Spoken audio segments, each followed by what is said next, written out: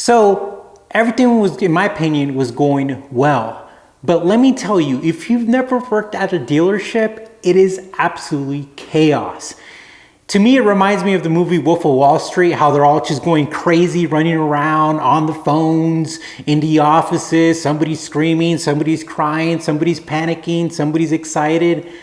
Even though we were a small group of people in that dealership who worked there was all kinds of people who would go through those doors.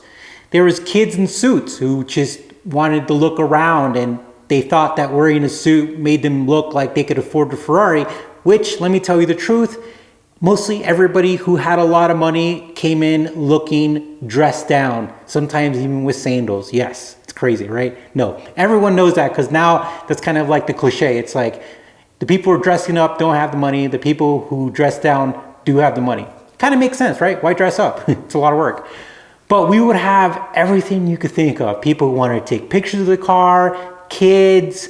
You had people who were just kind of window shopping. You had people who were just kind of casing things out. I know that sounds a little crazy, but you had people who were interested or price shopping, or maybe they wanted one but didn't know. And so essentially the house was split up into like 3 or 4 segments. You know, if you were looking to buy a car, the salespeople, they were like, they did not joke around. They knew each other. They've been doing this for a long time, and they went in there. If they needed service, they came to us. If they needed parts, we had a little parts station there. And then you had another part, which was kind of like there was usually like a receptionist, and she would kind of handle the people who were just kind of browsing, looking. There was a gift shop as well. But it was crazy. You would have people come in. I remember at one point in time, like we would even have people who were angry, of course, threatening with lawsuits. I remember one guy, he was a lawyer, and he was just upset about something. And I remember that everybody was up in arms about it. And then you had very wild people, flamboyant. I remember one guy came in there with his wife and kids. And I remember we were just kind of hanging out, but he was walking by and he was like, "Honey, do you like this one?" She's like, "I don't know. How about this one?" She's like, "I don't know." He's like, "Just pick one." And then so we could go. And essentially it was his wife's birthday, and he was buying her, I think, a brand new Maserati. And that's how it was. It was just kind of like, hurry up, pick one and buy one.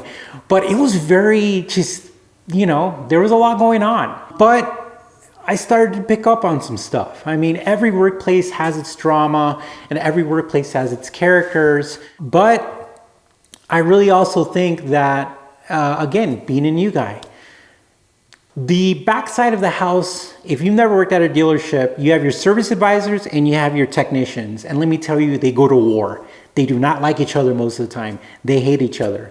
And to be honest with you, my boss, he was just super likable, and everyone in the dealership liked him, and he was established. Like he was like, but the way I approach people is I approach him with respect. I approach him with kindness and with intelligence, and I don't step on anybody's toes. And a lot of people could take that for weakness. And it's not weakness. It's a matter of fact, I'm just giving people rope to hang themselves, because if they want to take advantage of that, then I know where their character's at.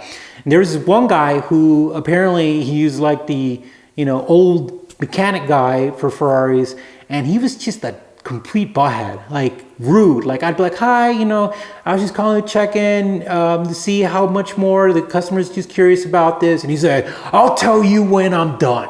I was just like, all right. So I'm like, you know what? This guy needs to be worked over with kindness. And that's how I would do it. I'm like, okay, not a problem. And then after a while, I just had it. I would just be like, I remember one day he was just being disrespectful and be like, "I'll get to it when I can," and blah, blah, blah. And I said, "Hey, you need to calm down, man. You need to have some respect for people. You need to calm down."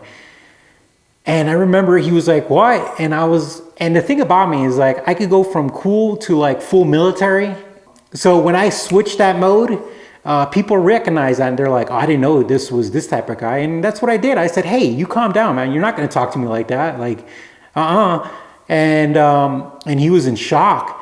And essentially he went up to the owner and said, "If you don't get rid of him, I'm going to leave." And he brought his truck, loaded his massive tool cart in his truck and left. And essentially I was just like, that's a very childish move. Oh, and then the thing, I asked to get paid more. So maybe that was the cherry on top, because I was doing a lot of work and I still wasn't getting paid based on that formula. So essentially they let me go.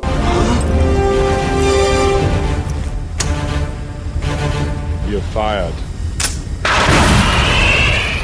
This was a long time ago, and I'm glad to finally share it, because sharing it really doesn't matter anymore. It's been so long. But again, very grateful at the end of the day for everything that I learned, and I'm sure I made some mistakes, but I'm pretty sure that the things I noted were I can't blame them. I think the people who own a dealership, the people who led the dealership, they always treated me with respect. They were very professional, very classy, and I have nothing bad to say about them. I just think they had to make a decision that fit for their team, and I wasn't the fit, and that happens. But yeah, well guys, I'm just happy to share with you guys. Let me know what you think in the comments, and we will see you soon. And that was my story. I'm sure you guys have some crazy stories as well. And yeah, I mean, I've had a lot of jobs throughout my life. I've done a lot of stuff, but that was a fun one, and it was a fun chapter. But yeah, I mean, definitely moved on to bigger and better things. But it is really cool to be able to have driven and been in that environment, and it's crazy. Well, check out this F40 parking. I'm gonna pop up here in a second. And this was actually one of the first few videos I uploaded on YouTube. So this thing is old, but I remember back in the days, I was trying YouTube. I wasn't taking anything serious, but just seeing back this video makes me laugh. It was such a small resolution because it was filmed on, I don't know, some small camera or whatever, that essentially I had to screenshot it and make it bigger. But yeah, well guys, thanks for watching. I really appreciate it. You guys are awesome. Take care. I hope you guys have a great Thanksgiving, because I'm posting this video before Thanksgiving.